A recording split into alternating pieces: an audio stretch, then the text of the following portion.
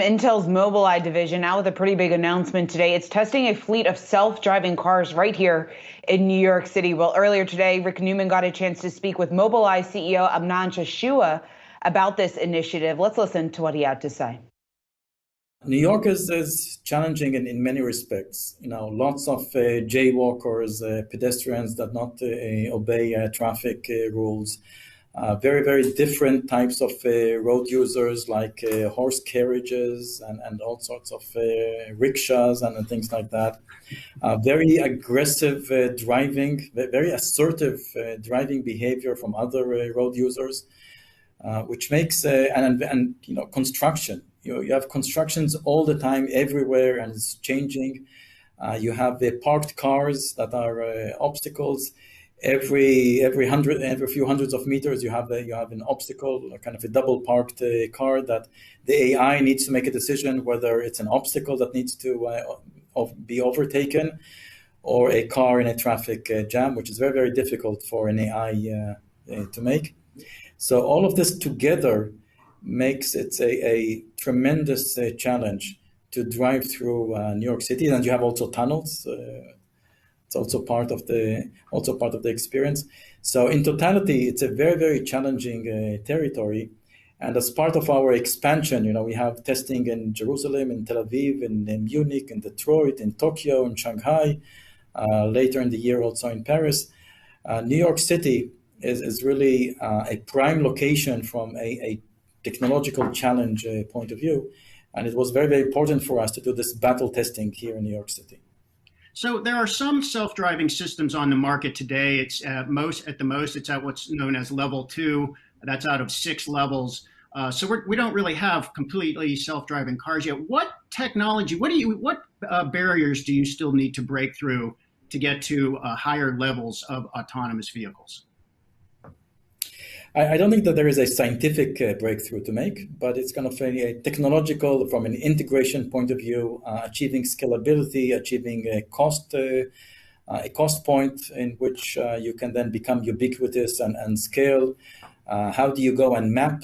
Because an AV, a level 4 car, needs to have a very, very detailed map of the environment. How do you do that at scale? And of course, the elephant in the room is regulatory certainty. How do you deploy in places in which you and the regulator are moving hand in hand in order to create a safe environment, but also a trustworthy environment? And regulation is part of the equation here. Let me follow up on that if I can. I have covered some of the issues with the Tesla self-driving system known as autopilot. There have been some fatalities associated with that system. Do we have the right safety structure in place for self-driving cars, or do we need new regulations, new laws, or something different? Well, you see new regulations in Europe. Germany has enacted a new law. UK Commission is working on one. The EU Commission is working on very advanced laws. Israel is working on it. China has already established new law, new regulations.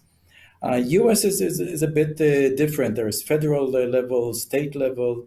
One has to move forward differently in the US.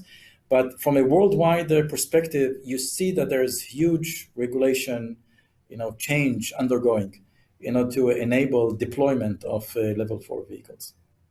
A lot of people in our audience, I know they're wondering, when will we actually have fully self-driving cars where you can sit in the back and do work or go on Instagram and the car drives itself to wherever you're going? When is that likely to be?